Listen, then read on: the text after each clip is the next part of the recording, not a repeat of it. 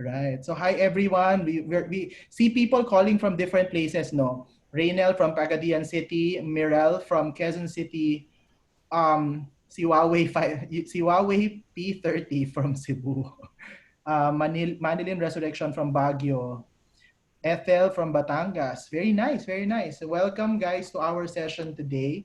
Um, so since there are 85 people na in the call, let's do a very quick demographic check. Okay? Para we give Prim an idea of what type of talent development practitioners you are. So if you see in your screen, 'di ba? Let's go to www.menti.com tapos use the code 525007 and then answer lang that question. So basically what we want to do is we want to get to know who you are and what type of functions you are doing as far as talent development is concerned. Choose the option that is closest to your role. Kasi I understand that like for some of you, those are multiple roles, no? Like some of us are both technical trainers and soft skills trainers. Look at where you are spending most of your time in. Are you mostly a manager, coming up with plans and strategies and then making sure that those strategies are met? Are you a mostly technical trainer, right? Yeah. Tapos if the others, if the categories will not fit within, your function, then just choose others. Yeah. So nakikita niya na. Prim and Jose, can you see the ano ba? Yeah, very clearly. Yeah. Oh, yeah. No. So tingnan nyo. Yeah, So right now, we majority. have some, Or we yeah. have five trainers and five. Um, Probably these are entrepreneurs, no? The others, Yeah. who I are interested in on the startup side, no? Correct. So we'll get to know them more later then, especially when the interactions happen. So we now have almost 100 people in the call. That was fast, right? Okay. All right. Medyo ano no, medyo makonti ang ating mga respondents ngayon. I don't know why. Pero sige, but Prem, I think you have an idea. This will pretty much be the reflection of how it will look later. Majority of our people who are attending are soft skills trainers, tapos and then you have manager executives, and then probably the others, tama si Jose, may mga aspects na to na non-training or probably non-HR. Okay. All right. So Jose, maybe you can take us through some of the briefings muna since we have 8 minutes left, Yeah. before you can actually endorse to Prim. Thank you everyone for responding to the Yeah. survey. Hello. Ayan. So, sige Jose, please take it away and just tell me if I have to go to the next slides. Thanks, John. You're So we welcome. welcome everyone to this event. This is a part of a series of webinars and part of a bigger initiative, which is called Oplan Hope. This is the initiative of the Philippine Society for Talent Development in this time of crisis. So it's really to help the Philippine learning and development community to cope and hopefully to get out of this, not just to survive, but to actually thrive during this crisis. And the second one is also to sustain the society itself. It being an NGO, we have to sustain our organization and also sustain our team. So really, it's about helping now and then gaining later. So for the next slide, thanks, John. So far, we've had 30 classes, and it's run by volunteer speakers from all over the world, and we'll show that to you later. We've had 9,029 Zoom attendees, and you guys will be adding to this number today. And so far, we've had more than 62,300 views on Facebook and 135,000 minutes viewed also in Facebook. If we go to the next slide, you can see here where our panelists are coming from. So almost in all continents, hopefully we get some from South America and also Africa. But you can see here also all the different organizations, local as well as international organizations. contributing to our sharing of expertise during these webinars. If we go to the next slide, this series, of which today is part of, is all about Resilience 2.0, which is how the PH learning community bounces back. So the topic for, let's say for today, you have personalizing your brand in startups. On Wednesday, we hope you could attend that as well. It's on Balik Alindog sa Trabaho, a micro-learning session on personal branding. And on May 28th, it's also another bit on personal branding, which is personal branding beyond the pandemic, using your truth to win in a world of lies. So if we go to the next slide, thanks, John. For the week after, it's also an exciting theme of topics on capability and capacity building for the new normal. So we have understanding the challenges of the new environment on June 2, best practices in capacity building on June 10, 11, and 17. You can see the topics there. And leading positive organizational cultures to sustain capability on June 23. This coming Saturday, we hope you could also attend our free live session on our series of our chill conversations and actionable insights. So we have three senior practitioners. We have Hernan Espiritu from Mindspace Business Solutions, Adrian Robles, who's the AVP for talent management of the To Go Group, and Dada De Leon Salud, the Managing Director of Human Capital Asia. So it's something very informal, and we actually invite a lot of you to participate during this time. Thanks. For the membership benefits, we also invite you to become members. If you're a member, in case you're not yet, you can see there the rates.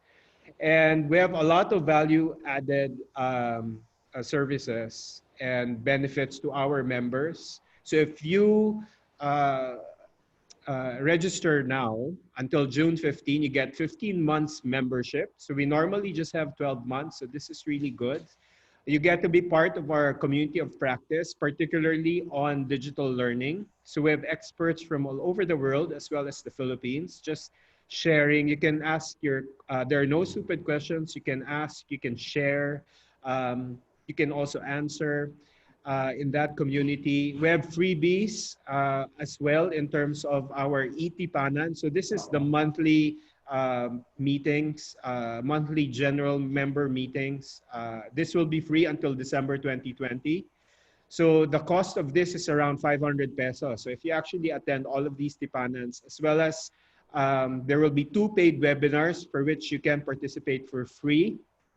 2 for individuals and 5 for corporate members, as well as we have a host of learning and development resources, such as studies on the learning and development industry, research work, and a lot of other research and publications shared or facilitated by PSD.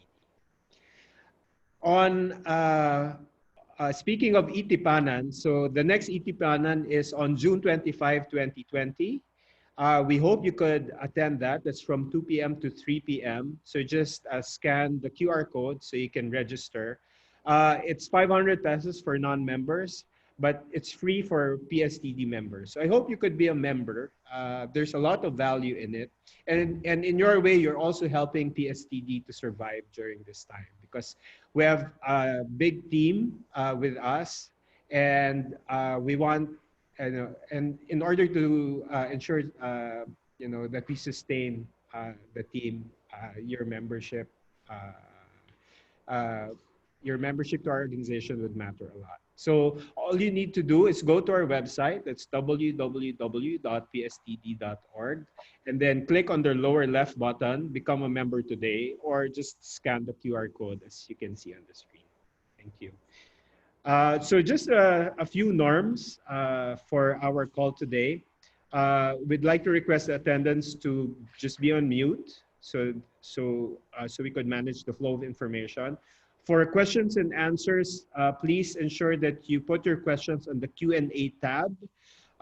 If you put it on chat, we might miss it. So it's just to make sure that we get to read your questions.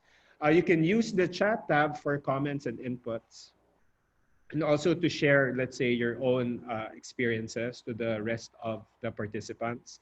Unfortunately, only those who are logged in Zoom, who have stayed at least 40 minutes will be given actually training certificates, which is actually a good thing. So far, we have 130 participants on the call, so that's really good.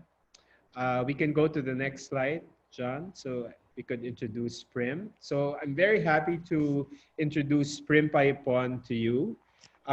Prim created the Dream Project in 2004, which is a hybrid NGO that works on various collective Filipino dreams by imagining great possibilities from nothingness and engineering strategies to address poverty.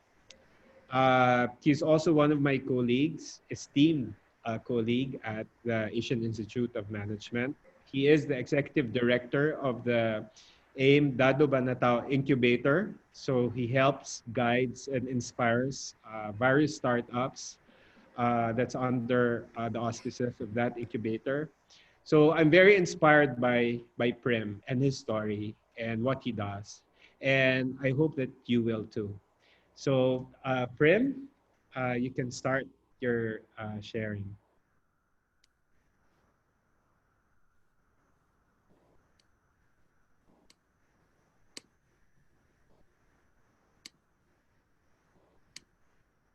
Good afternoon, guys.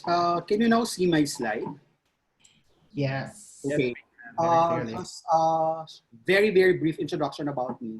I'm actually born and raised in Bacolod. So I hope you're familiar with Bacolod. So technically, Bacolod is actually known for three things. One is we're actually the home of the best chicken in Asal.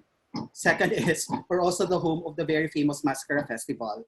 And third is, in terms of new economies, we happen to be one of the bigger centers of organic farming in the Philippines and in Southeast Asia.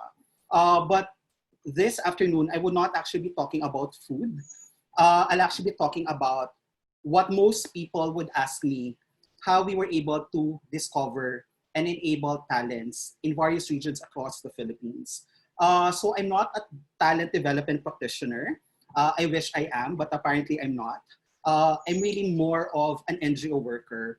And the NGO development field allowed me to create various communities of different profiles, of different backgrounds, which also allowed me to convert each community into a nerve point. What is a nerve point?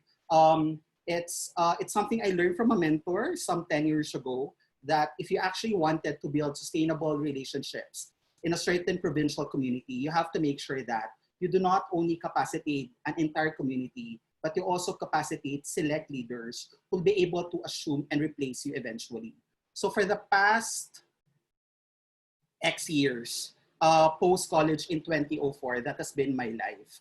But before I start, allow me to ask you first to get the nearest paper and ball pen, or get your nearest cell phone, because I just have 3 questions to ask. If you notice, my first slide is actually a clock. So we'll try to play a very quick dating game. This is very weird because we're actually under a lockdown, but I have 3 questions for you. Interestingly, this short game, we actually created it some 7 years ago when we were trying to build an innovation program to one of the poorest and underserved public schools in the Visayan regions. And we wanted them to interact with people because poverty actually taught them that talking to people, sharing your dreams with others is a privilege and not a right. So we created this dating game in the hopes that it will make people talk about very personal things that they actually treasure in life.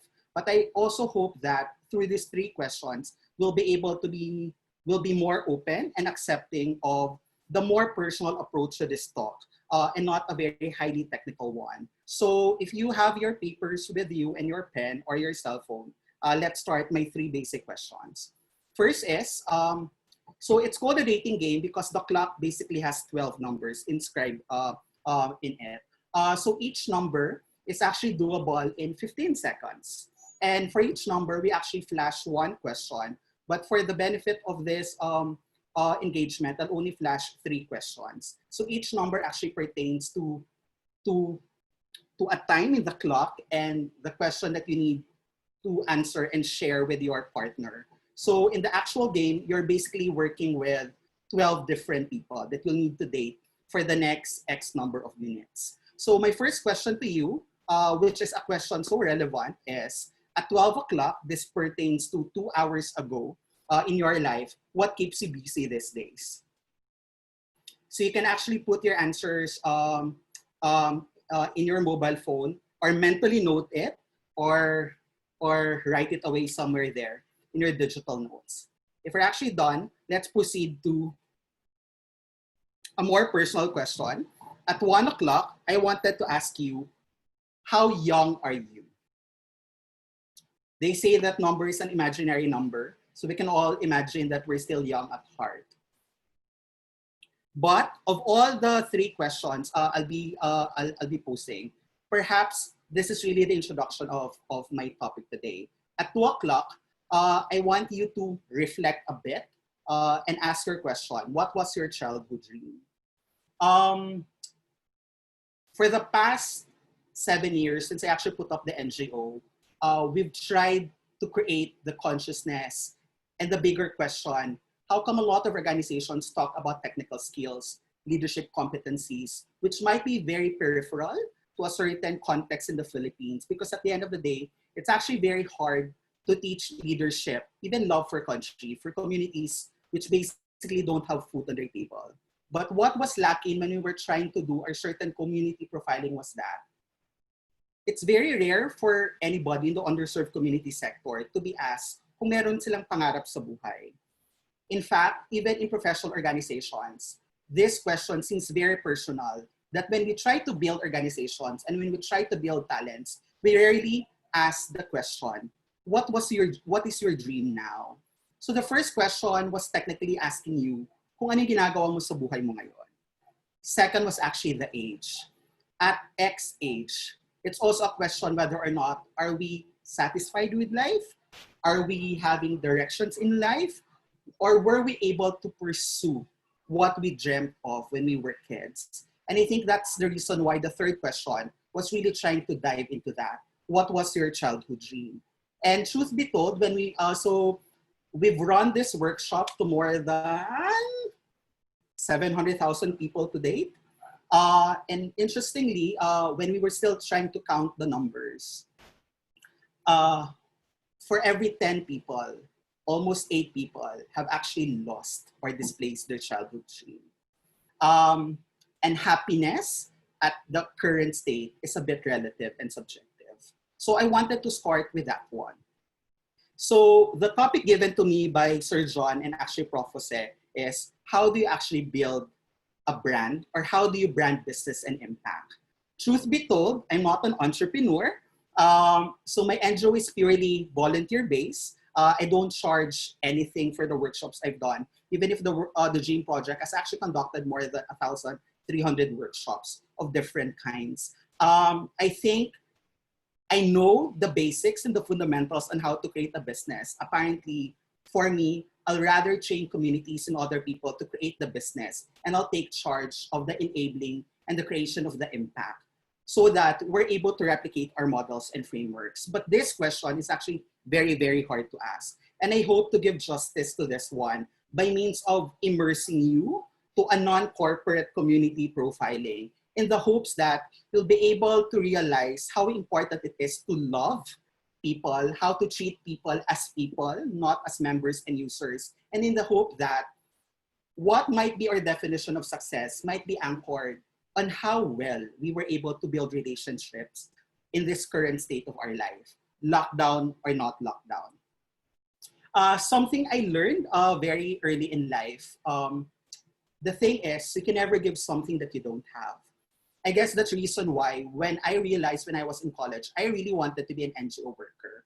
When all of my classmates turned out to be doctors because I took up biology, I always wanted, I want to stay in the community. That's the reason why I did not turn out to be a doctor. I turned out to be a community developer. But I wanted to solve certain things that a lot of the more intelligent ones failed to realize that this is also our social responsibility. So what I actually did was, since 2004, I created a very thick notebook trying to actually study, deconstruct, and understand more than 600 innovations created by more than 600 Filipinos across the world, and trying to understand what worked and what didn't work. So early on in life, I actually turned out to be a great fan of Filipino innovators. And I think they were my uninformal mentors who actually taught me how to love and serve this country. And most of them would tell me, if you wanted to solve crisis or address challenges in the educational system, for example, you have to be inside the educational system, because the premise is actually very direct. You can never give something that you actually don't have. So the entire structure of this virtual presentation would try to put ourselves in the context of an ecosystem. Why? Because you can only give something when you're actually part of the ecosystem, experience the ecosystem, failed in the ecosystem, got small wins and victories in the ecosystem. When startups approach me, Prim, how do I start an enterprise? I do not give them a business model generation canvas. I actually take them out of corporate structures and put them inside a real community where products, technologies, and services are actually needed. More than the grounding, there's not a thing, nobody can actually disprove the context that ground experiences are really the best teachers. So when they asked me for certain things, if they wanted to test their business model, most of the time I always resort to getting them out of their comfort systems and put them in a real ecosystem, in the hopes that them being in the ecosystem would redefine, pivot, refurbish, and inspire dreams, ideas, and passion that respond well to the challenges, the opportunities of the community. And later on, you'll realize how important it is for me, more than the branding, that necessity should be the core cause why we do things. And I hope that this entire expectation map of sort would help us be open to navigate in a very loose, non-technical, informal way of talking about how do we really brand impact, or is there really such a thing as branding, or it all boils down to how we make the better versions of ourselves. So I've divided actually the presentation into 2 chapters. One is technically talking about the Dream Project, because that's how I was introduced earlier by Prof. Jose. The other one is actually running the Asian Institute of Management, Dato Banato Incubator, which is the first and currently the only business school-based incubator in the Philippines, which is actually home to more than 33 innovative and award-winning startups in the Philippines. So for the first part, which is more the development part, the second part is actually more of the incubation business side. But for the first part, since I'm actually starting from an NGO perspective, allow me to throw this topic wherein I'm calling it the brand is impact. That's the reason why I don't consider myself an entrepreneurship mentor, because my first area always of developing interactions and relationship with people is really trying to define and hone impact. And most of the time, there's no money there. And Prof. Jose actually knows that one. But how is impact important? I guess you can ask all our startups now at Incubator. They were able to navigate through the crisis of the COVID, not because they have more profits, while majority of them actually really have very good profits during this crisis, but really because of they've always been very conscious that they created a startup to make sure that they qualitative and quantitatively contribute to total human economic development. And that's the reason why this NGO, or the development side of my presentation, is very important to actually give you an introduction how we built the incubator at AIM. So I'm calling it the brand is impact.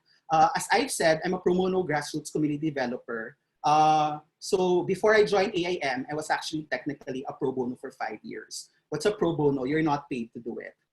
So technically, I'm running the NGO across 10 regions in the Philippines out of my own lifetime savings. I come from a very, very hardworking middle-class family in Bacolod.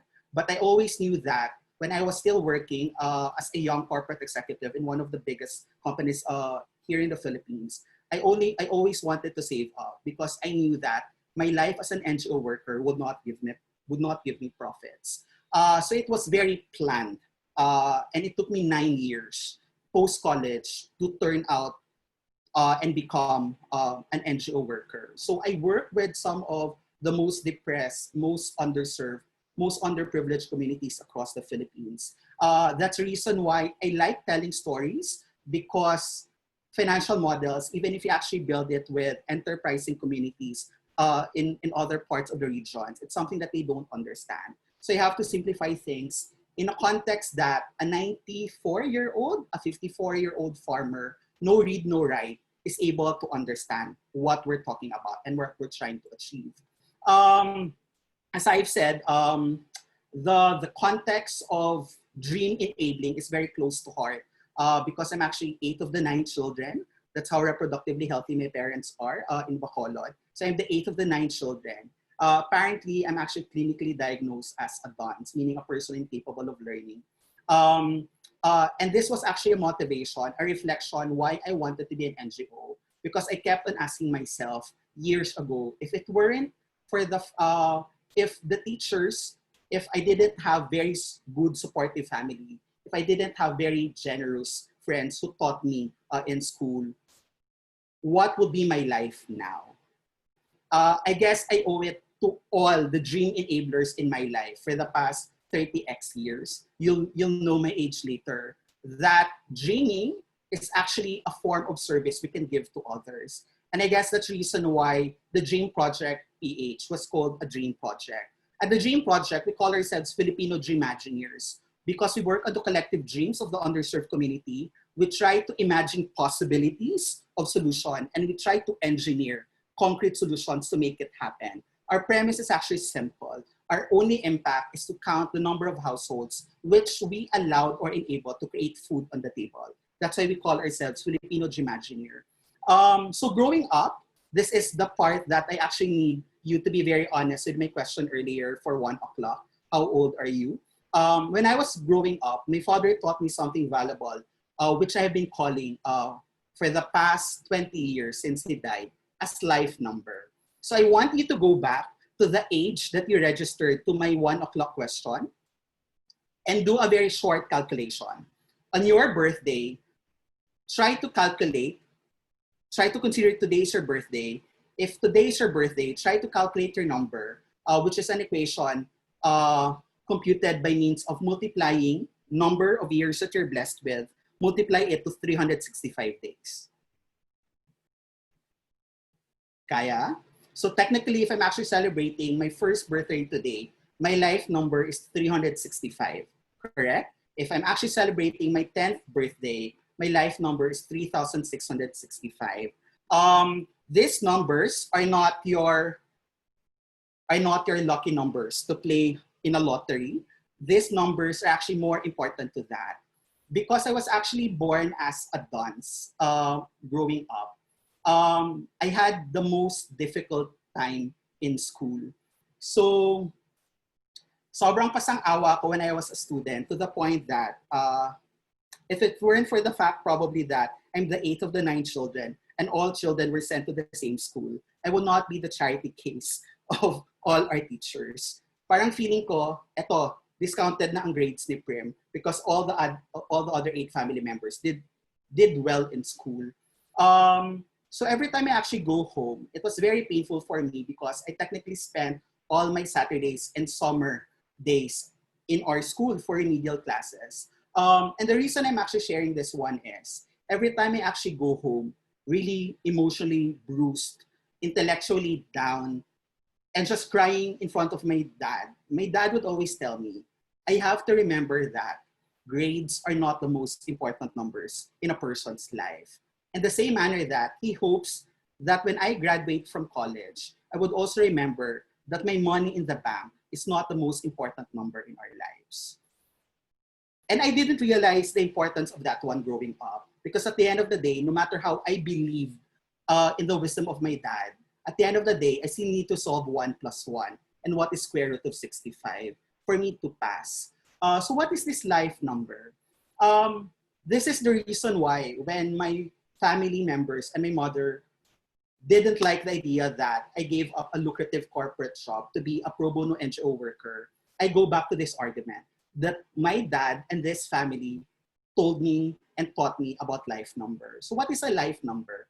By now, you've already computed your honest age, multiply it to 365 days. That's practically your life number.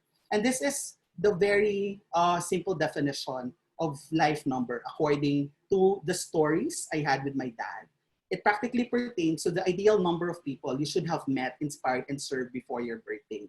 And every year, before I blow my cake, before my father would actually greet me a happy birthday, he would always ask me, what's your life number today?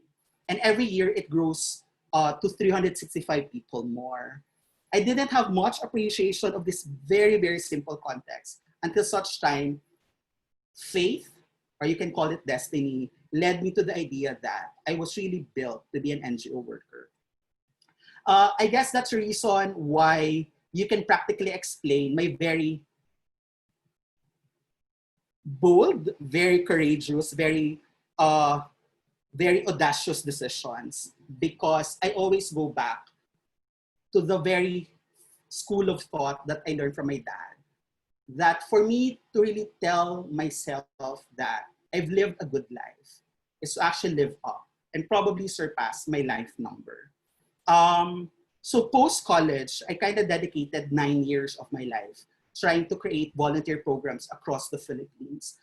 For 9 years, I didn't do an academic research, as most published articles about it would call it. It was very, very informal. But I actually interacted with 614 young Filipinos for the next 9 years and across 51 provinces.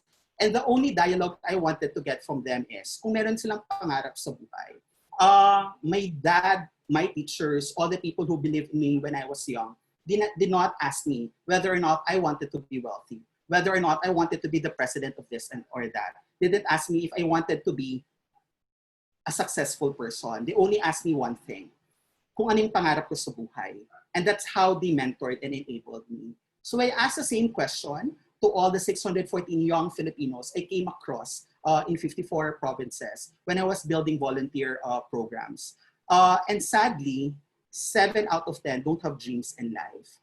And I wanted to understand how come it's not a household reality that parents don't talk to their children about dreams.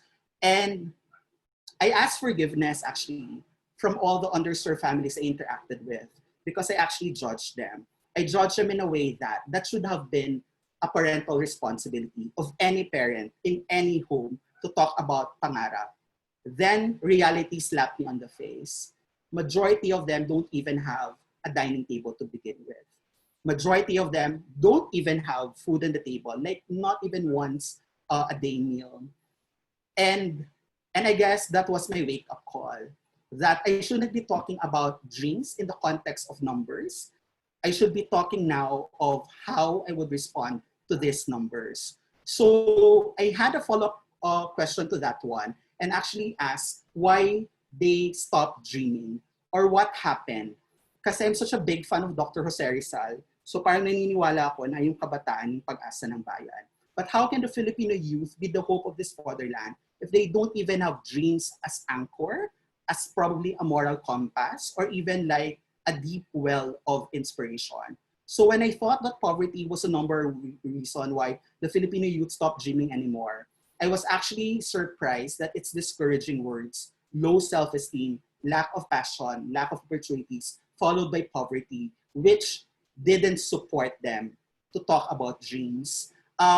These statistics actually influenced my strong decisions why I'm actually very active in the art or the local art scene, because majority of our artists across the Philippines come from households with generational poverty. This is also the reason why I'm very much engaged with creative and artisan businesses, because if we actually make them flourish and successful, they would feed more households. And probably that would eliminate or curb violence in all forms, because that's how powerful food is. And I wanted the food creation in a household anchored in a very solid and inclusive collective dream. So these were the realities that we were able to map out. And I guess that's the reason why almost 7 years ago, I quit my corporate job and devoted 5 years of my life before joining AIM to build the Dream Project PH. And it was very direct. We just call it the Dream Project PH. When people would ask me, because the concept is actually also very complex and layered, when my pamangkins were also volunteers at a young age through the various communities would ask me, Uncle Nonoy, what do we actually do in the Dream Project?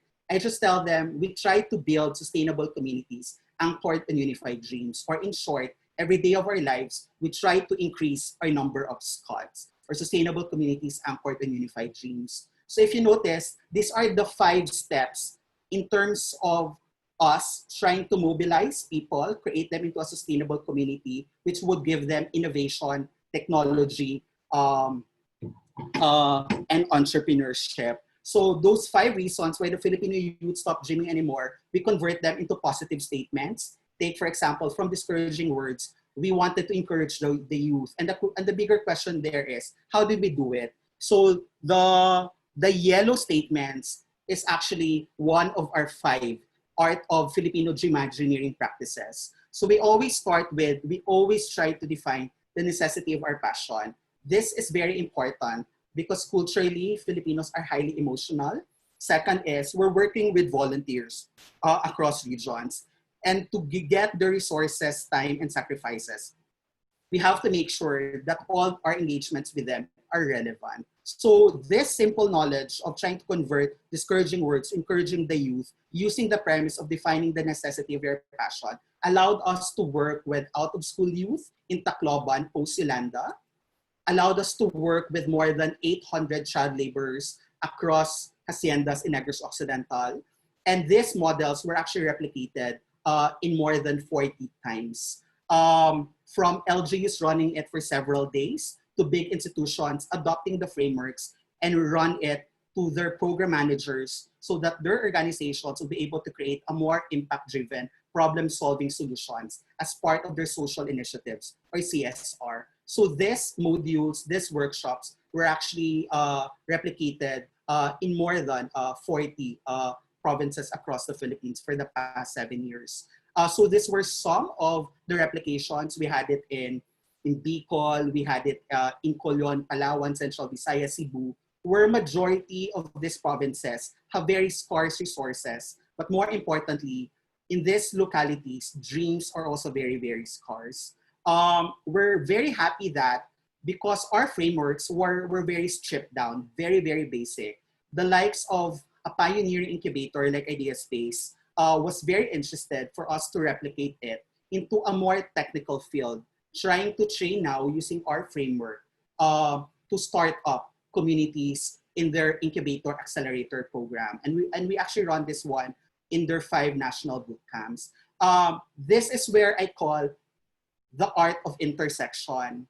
It was an opportunity I embraced, even if I don't love talking to people and being in front of people, because I knew for a fact that this group of startup communities would be a new bed, a new garden for me and for us at the Dream Project to actually plant seeds of impact.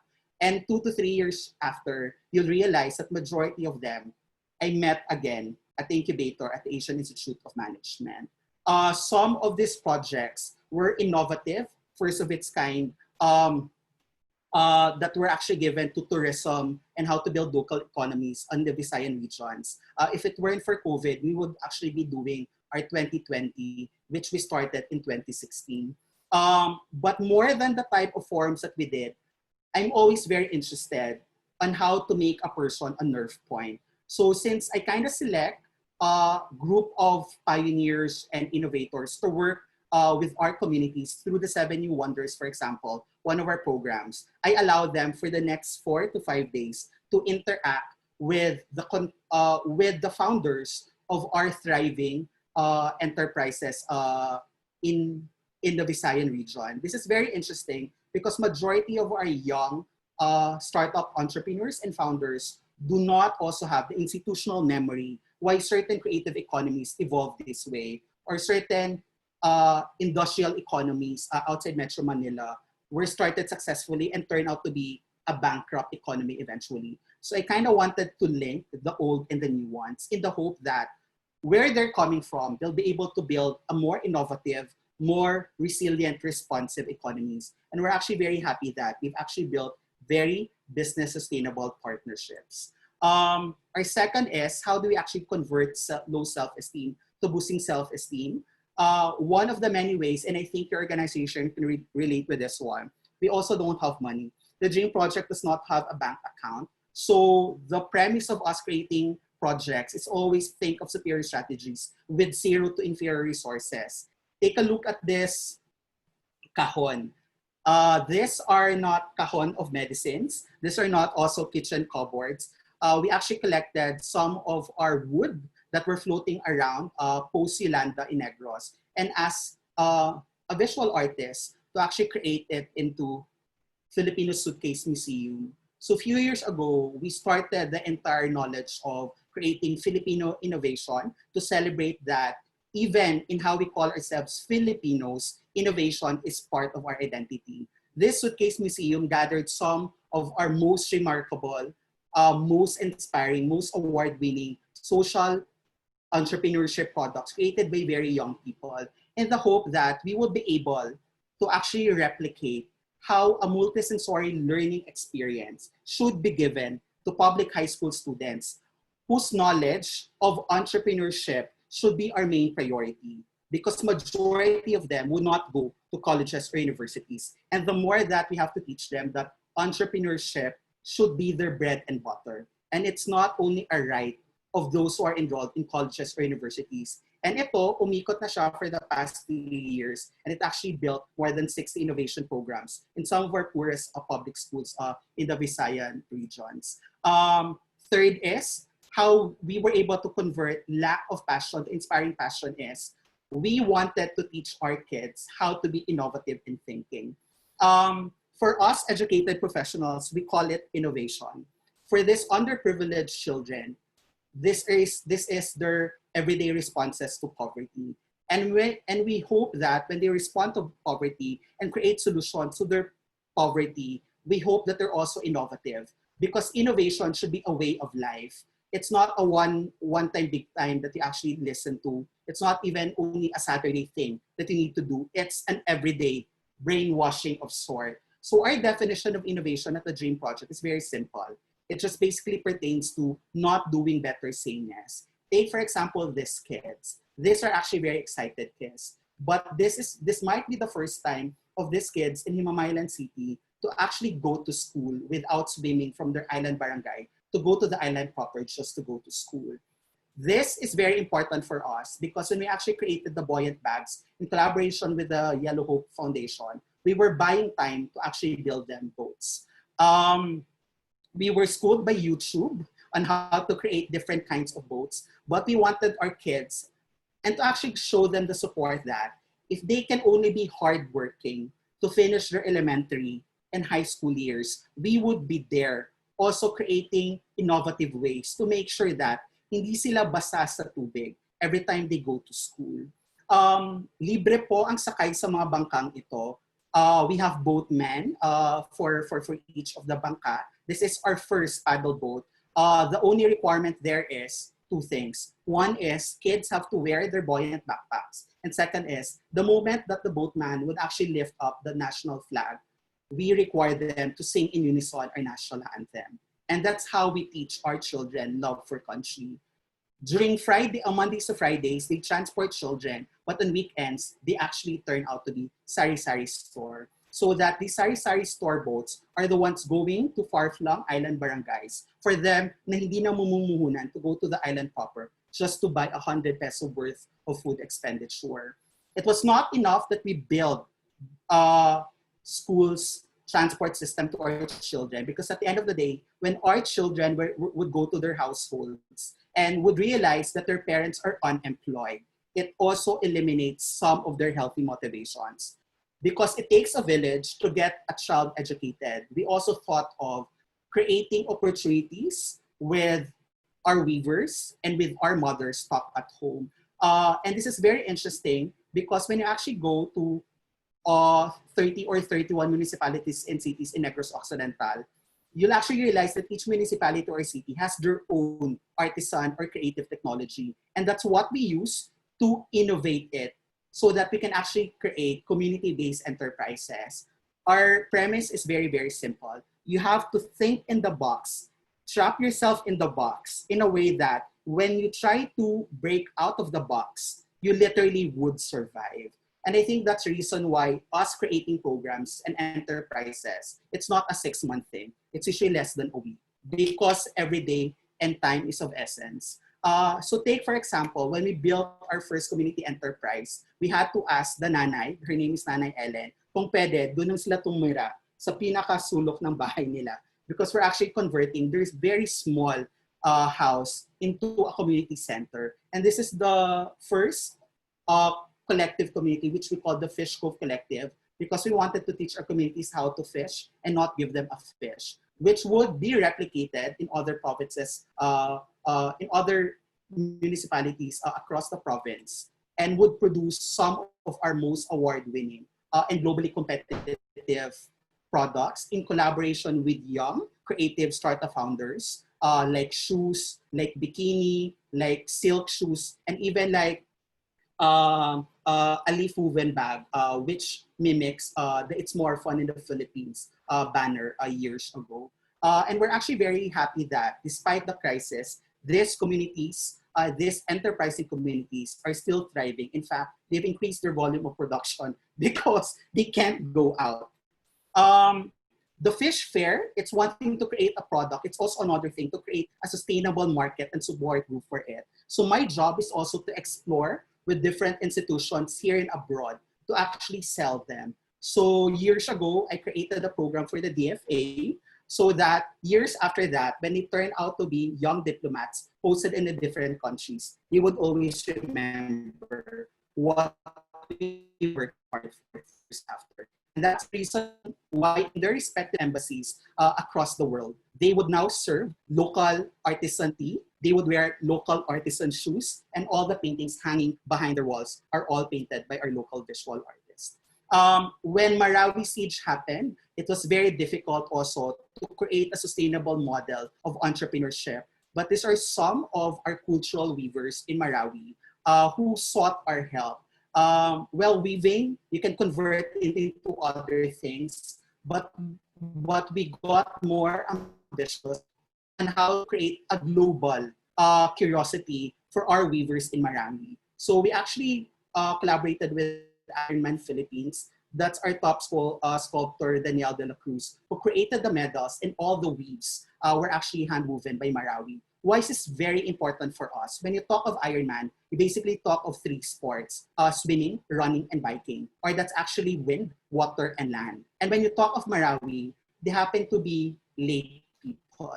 And when you try to scrutinize the imageries on their weaves, they also talk about land, water, and air. And it was a beautiful branding story that for the athletes of Ironman, while they're trying to fight for that victory, their medals to be won were also hand-woven with so much labor and love by our Marawi weavers who were fighting for their lives. Until such time, a favorite brand like Sarah Juan would get these weaves to turn it as an element of a very structured but beautifully made artisan contemporary bag.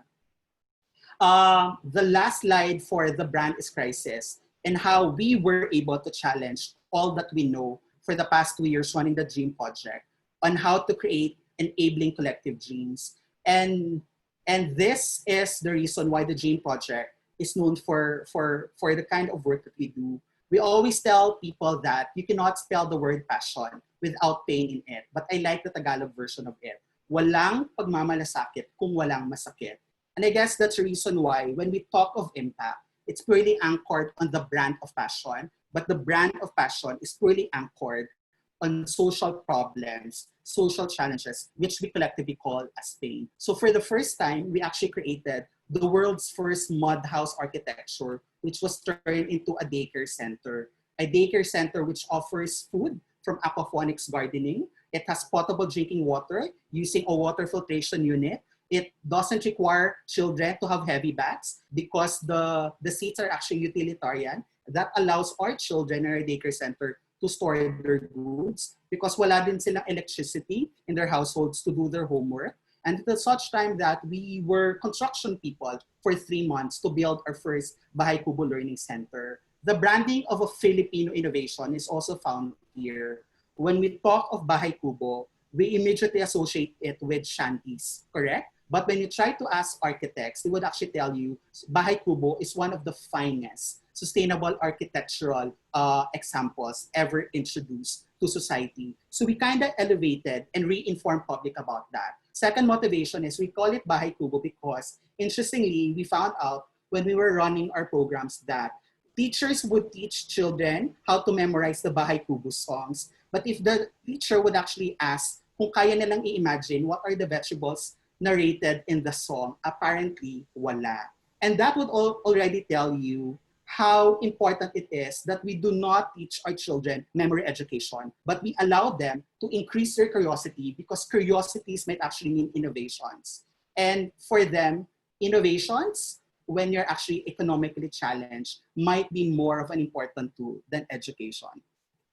And this Bahay Kubo actually survived a lot of floods because it's a very sustainable thing. One of the reasons why we like this model was the fact that even during this crisis, some of our Bahay Kubo, even this plaza, turned out to be relief operation centers.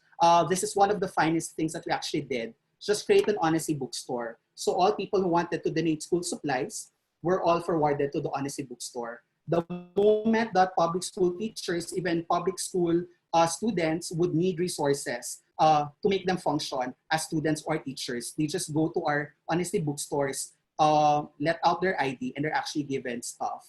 So I'll end the first part with these numbers. Since we're actually working with volunteers, it's a tall order for us to document all our numbers. And we're actually very happy that as of February 2020, we were actually able to create all of these numbers with zero funds or zero grants.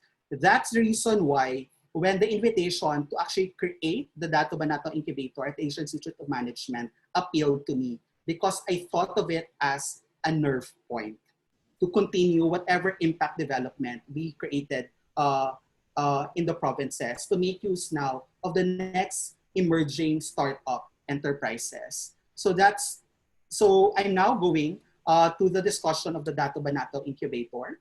Hi, Prim. Yes. Hi, sorry to interrupt, Prim. Because I understand I mean, your stories are really, really inspiring. Mm-hmm. I myself are actually, I've heard your stories before, but I'm inspired again. Reignited my passion again.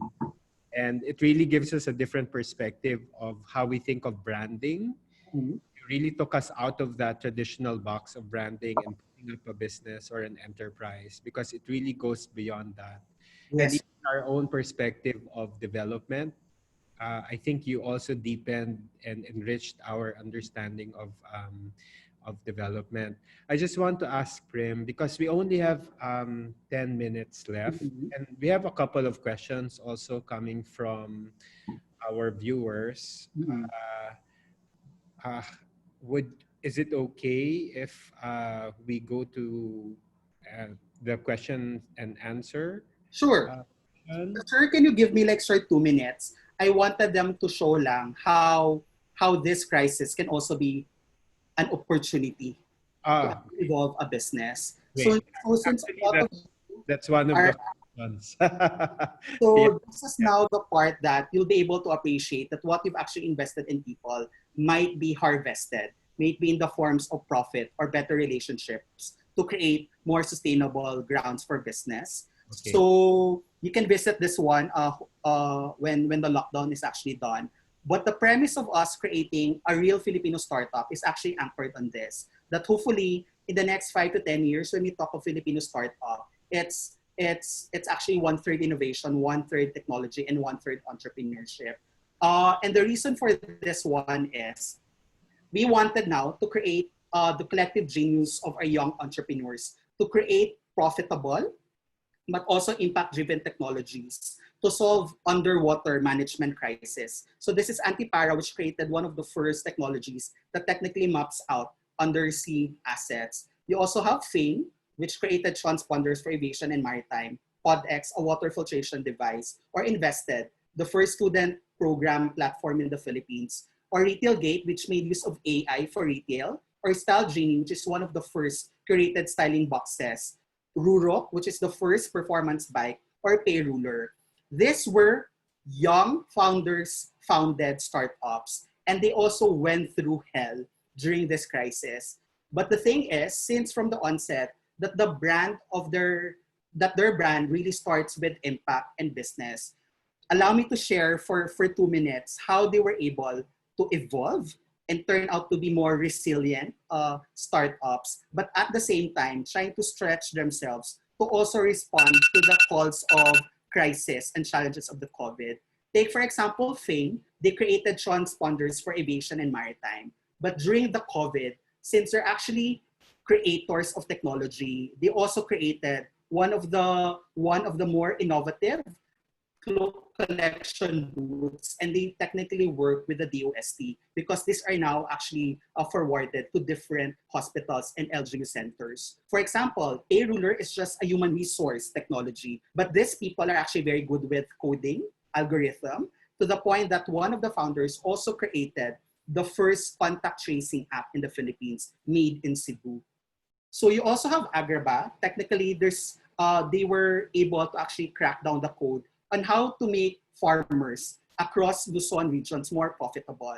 But during the crisis, they were also able to successfully sell the produce of our Benguet farmers and other farmers in Bulacan. And when you have Stride Collective, which is an artisan shoemaker, which does online selling, they also repurpose their shoe workshop to produce frontliners gown and mask. And I guess that's the reason why I was trying to talk about that. For the incubator, we always start our brand with impact and try to analyze what talents do we have that we can develop to make sure that as a concrete response, we create the next big, resilient, but also agile, sustainable enterprises. Yes, sir. That's great. Thanks a lot, Prim. I mean, again, your stories.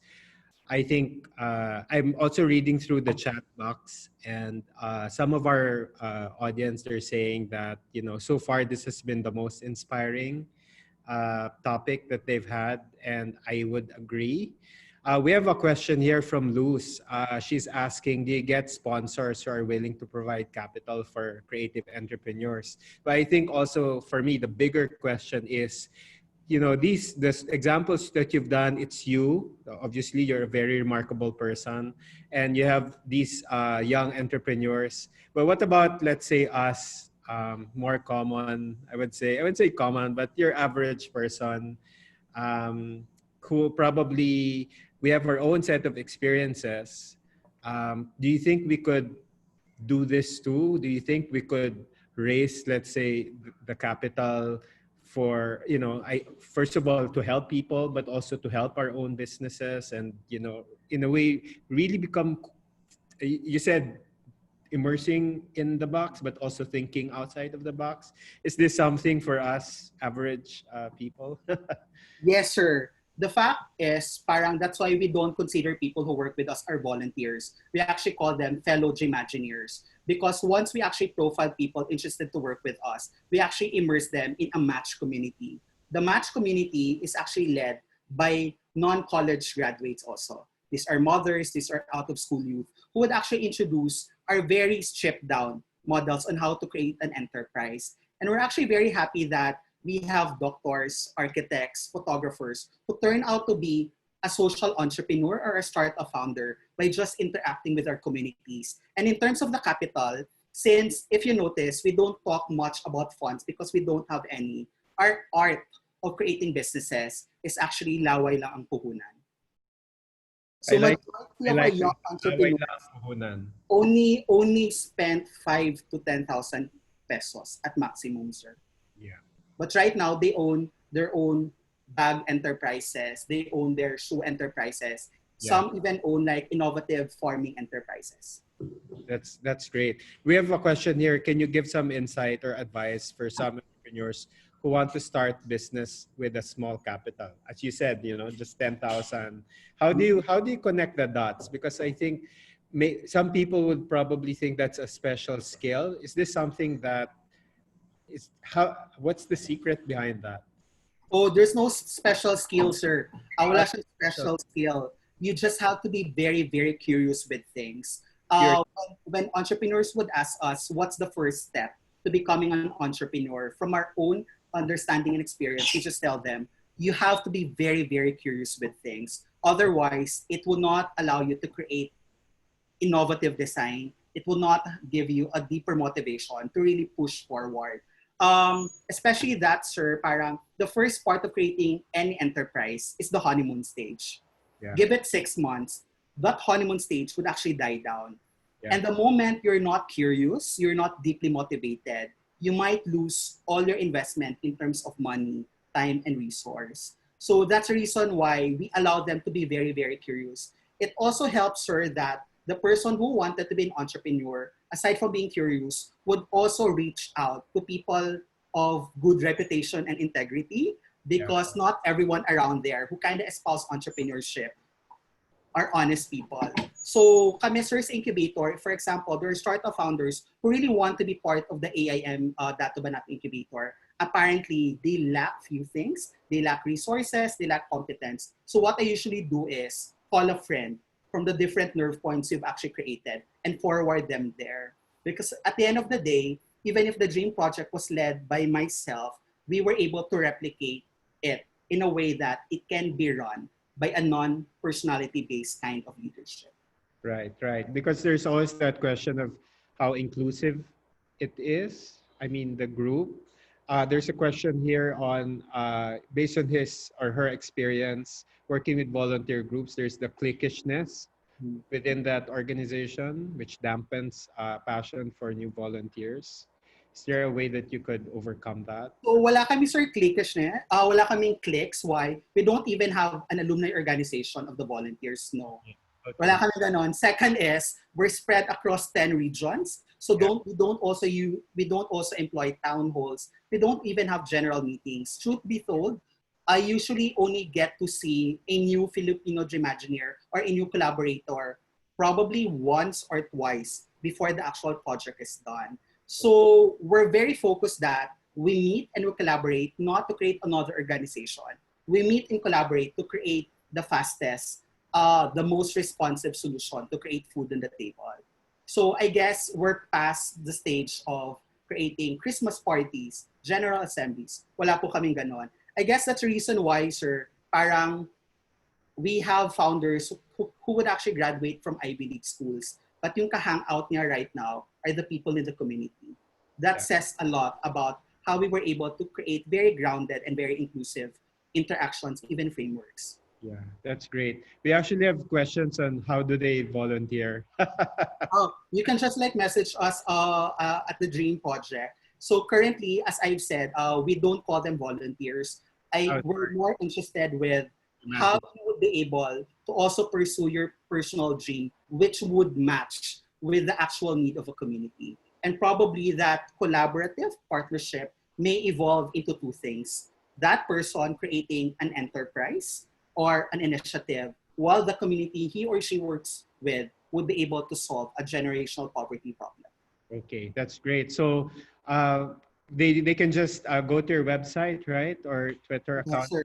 So we Uh, don't have a website because we don't have money to put up a website for the Dream Project. So technically, we're just at the Dream at the Facebook page. But Facebook. currently, we haven't posted anything because the moment that you try to create progress, sustainable progress and development in communities, you might be a target of very bad people. So we stop advertising everything, but they can still reach out to us via Facebook, Instagram, or Twitter. All right, that's great. So for everyone, you know where to contact the Dream Project. Uh, Probably a last question here. Has your organization partnered with DTI for funding? The thing is, sir, not because we have money, because we don't have. Our motivation always, this is the dream project, not at the incubator. Our motivation always is if we can scrape all the resources available within our midst, let's scrape it. The reason why we never applied for any funding is that hanggat may laway kami at pangarap, we'll try to be very frugal and give that chance for people who don't have access to our networks, apply for funding, may it be through a bank or DTI. That's why we never applied for any form of funding because we always felt that may mas nangangailangan nun. And for as long as we're actually may laway lang at pangarap, we're fine to ask people for help in the most non-monetary way possible. Yeah, that's fantastic. And I think it boils down to mindset and your values. There's a question here of, but there are also times when you doubt yourself. There's a anonymous attendee asking, what advice can you give for people who are really pushing forward? And sometimes they doubt themselves. Um, is there any advice that you can give? Very difficult question to answer. No, it's very I can difficult. probably share lang, sir, a few things that I actually do, Prof. One is try to adapt a very religious or spiritual lifestyle, whatever works for you. Yeah. Why? Because this endeavor is something that you cannot plan out even.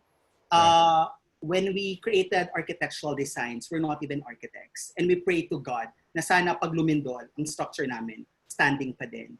Yeah. So we try to be very spiritual in our own personal ways. Second is, we always have two persons around us. Two persons who would slap our face if we're doing the not good things, and another person who would tell us what we need to hear more than what we want to hear from them. And in our communities, we always have two kinds of mentors surrounding our communities. People who would tell them what they need to hear. Third, sir, is mahirap if you actually go into the battlefield unprepared. Mahirap not to be armed. The reason why we start with dreams is that dream is something that can encourage people. It excites people. But if you actually jumble the letters of the word dream, D-R-E-A-M, we form another word which is armed, A-R-M-E-D. The moment we actually intervene with collective dreams analysis and workshops in our community, we armed them with concrete tools to actually sustain them. But for people who wanted really to pursue anything, I have a very practical tip for them. Make sure that you have enough savings in your bank. Because humans as we are, there will come a stage in your life doing all of this thankless mission to serve others. You would have a phase in your life wherein your human ego would also get jealous with your peers and friends who are sustainably successful. But you chose to work for others. Well, the impact is also there. Your human ego would also scratch your inferiority complex. So ako, for the past 7 years, and this is also how I teach my pamangkin, before you do anything risky or bold, make sure that you have enough money so that you can only blame yourself for that decision, not anybody else. That's great. So thank you very much, Prim, really, for the stories and really giving us a deeper perspective of branding. I think branding really based on your dreams and passions and ideas, and also being creative and resourceful. Like it's resources, it's important, but it's not an excuse or should not be the reason why we shouldn't follow our dreams. I think, sir, this will be my lasting statement, siguro, sir. Yeah. I learned this one from a Lasallian brother. His name is Brother Rolando Dizon. He used to chair the shed. And he had this very beautiful interpretation of what branding is. I actually learned this one when I was first year college under a BS Biology program. Sabi niya, there are two interesting words that you can actually find in the word branding. One is the word and, A-N-D, because branding is always with people. And he had this beautiful thing that if you wanted to create business or impact, you have to make sure you do it with people and not from people. So that's end of branding. The second is the ing. And he would always tell us branding is all about that action verb plus ing. That's why it's very progressive, it's very responding, it's very responsive, and it's also very evolving. So I guess when you talk of branding, you just put into heart the end part and the action that goes with it, which is the ing. Great. Thank you very much, Prim. Really, it's You're been. welcome, Prof. And thank you, Sir John. And John, also, I think you have a few words. Yeah. Hello. Hi. Thanks, Jose. Prim, maraming salamat for that, no? Like, I think that was one of the most emotional sessions that we've had. Siguro like 25% of the time I was crying behind the camera because of some of the stories that you shared. So two things lang, no? Like to wrap all of it up, as far as PSTD also is concerned, this bigger picture. So one thing that I learned from you today is how fortunate a lot of us are. As in, like, if you look at how the crisis went, and then a lot of us at times we're complaining because of some of the little things, and then there's so many people who are suffering all around the country. Sobrang swerte natin pala. Ang dami ng ang laking swerte natin. Tapos pangalawa natutunan ko sa iyo, Prim, is I think I love that when you were talking about brand, how important it is to talk about brand in relation to humanity, and how those two are not mutually exclusive. Because of what you're doing, because of the beautiful things that you're doing, even if you're not earning money for the most part, and even if your resources are really, I don't know, really scarce. So those two things, I think, will be able to inspire more people to do good things. Kasi yung pagka-wrap mo ng idea of the ecosystem and how important these ecosystems and nerve points are, this is exactly what we're trying to do with the community. Yung joke natin na we learn as one, that is exactly the ecosystem that we are trying to build. Kasi kung nakikita nyo yung mga tao who are regularly coming in and out of these meetings, these learning sessions, they are getting strength from all of us. And a lot of us are now able to convert those strengths into something productive for all of our other organizations to benefit from. So maraming salamat for tuning in. And Prim, maraming salamat for inspiring us today. Walang hiya ka, pinaiyak mo ako. Jose, thank you. Hindi ako umiyak masyado. And Jose, thank you so much. No? Thank you so much for moderating and for introducing Prim to us. This is such an opportune moment. And I hope people could also use the remaining 2 sessions for the week, given that it is the National Manpower Training Development Week, no, for the country. So see you in the next few sessions, and I hope we can continue on learning as one. Maraming salamat and magandang hapon for everyone. Thank you very much and congratulations, guys. Salamat. Bye. Bye.